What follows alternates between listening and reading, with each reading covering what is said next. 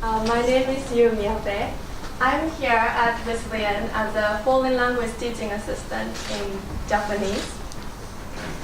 Today, I would like to share the story of my long one-year journey.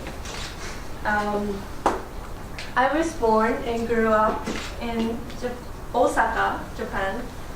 Have you ever been to Osaka? Thank you. I majored in English when I was in university, and I graduated from Osaka University of Education and taught English in junior high school and high school. And I came here to the United States in June last year for the first time, so I'm still struggling like English and everything. And I'll go back to Japan to teach English this May. Yes, and my presentation consists of 3 parts. English education in Japan, my cultural experience, and I would like to summarize my educational and cultural experience here and try to think about what the important things for foreign language learning and intercultural communication.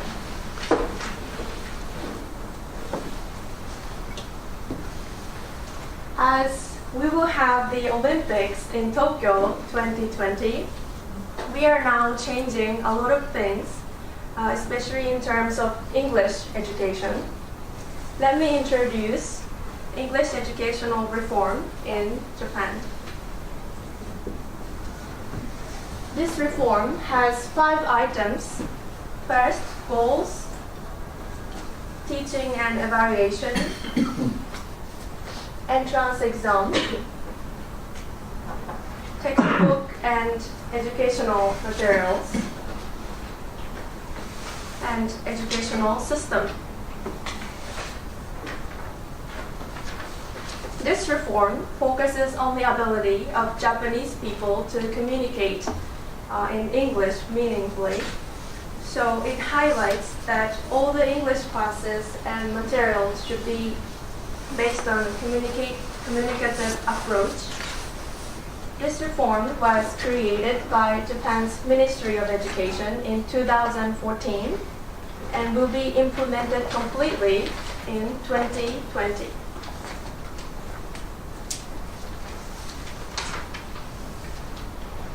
When I reflect about my experience as an English language learner at Japanese schools, all I remember is that my teachers focused too much on grammar reading, and making us just memorize the structures, not communication. Once a week though, ALT, who was a native speaker of English, came to the classroom and played some games or did some activities. But because each class has 40 students or more, each of us didn't have enough time to speak. Also, I've noticed that a lot of my classmates were too shy to speak. I told myself that I must make a difference to the learning experience of my student when I become a teacher. So I decided to teach. I decided to seek a teaching profession. In order to be a teacher of English in Japan, I majored English, and I learned teaching methodology. I was trained to teach using the communicative approach, not translation method. So in the training, classes were conducted based on communication activity.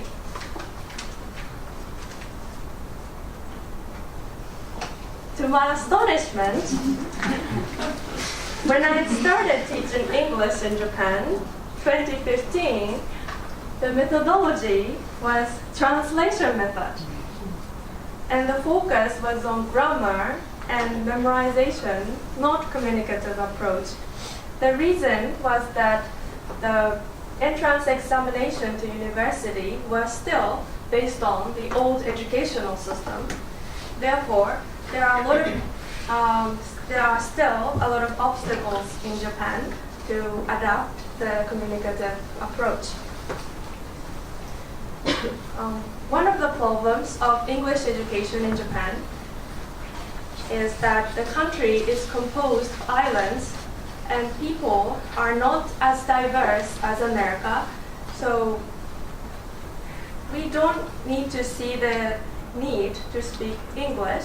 So when I was teaching in high school, I met a lot of students saying, I will not go abroad, so I don't need to speak English. But now, a lot of things are changing. We are hosting the Olympic Games, and more tourism are coming to Japan.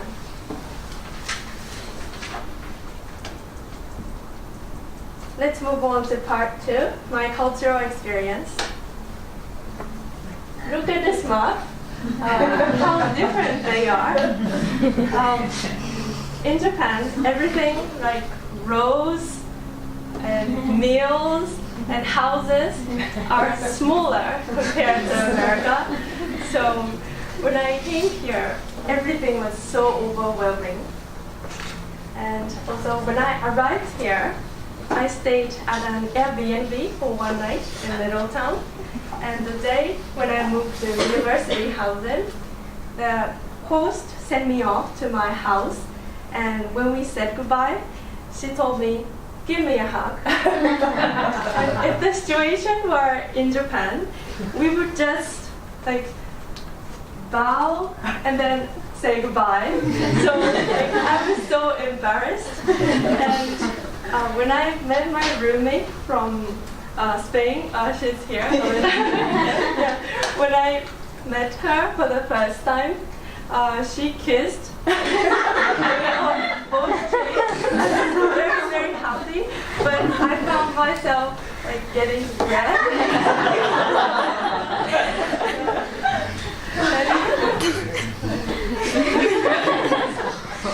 And also, when I was in university, I had some discussion classes.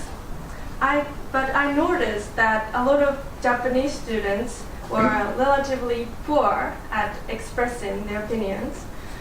And after coming here, I'm very impressed that students here are very good at speaking in front of other people. Also, when I spoke, like now, I felt that everybody was looking at me and listening to me, even if my English is not good. And I saw a lot of Wesleyan students accept other people's opinion, regardless of nationality, culture, and gender. And also, what I surprised me here is that students eat and drink in the classroom.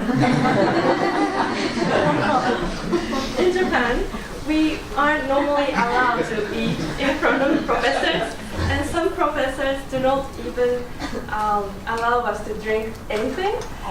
So I like this American style.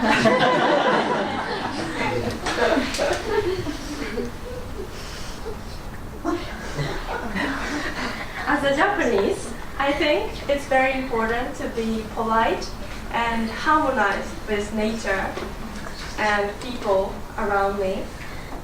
I love Japanese cultural practices, but sometimes it is extreme because I don't know what I want to do. When I was in university, one of my friends, who was an exchange student from Chile, told me, "You should be comfortable with yourself." I've never had that idea. I see a lot of people here lying down on the grass when it's sunny. But in Japan, I don't normally see people relaxing totally in public spaces. I've noticed that people here are more relaxed regarding what they want to do. And I like to keep that in mind when I go back and enjoy a relaxed life. I'm eager to put into practice all the things I've learned through my stay in the United States. Let me move on to part 3. There are 3 things I would like to say here. Even growing up in the same family or same culture, we are never the same. But sometimes we are stressed out or see people different from us and give up communication. What I learned here is the middle way. This word is a Buddhist word which I learned when I was taking a Buddhism class last semester. The meaning is to avoid the extremes and try to find balance.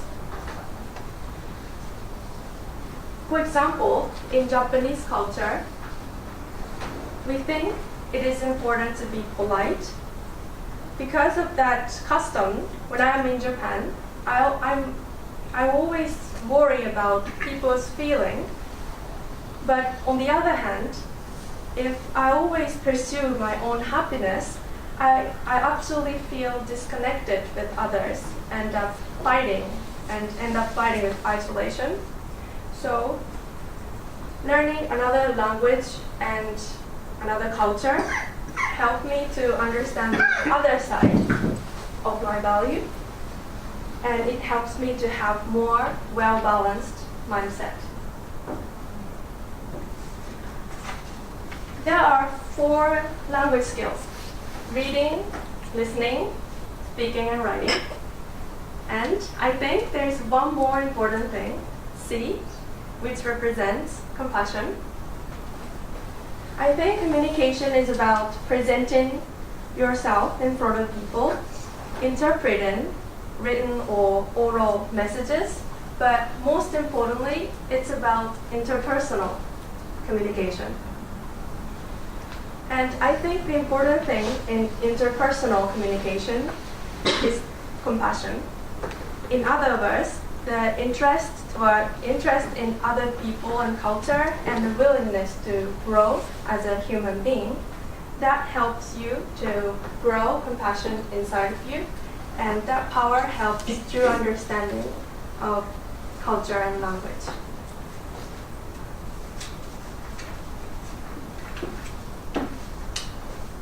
When I was in high school, I wanted to speak English like a native speaker.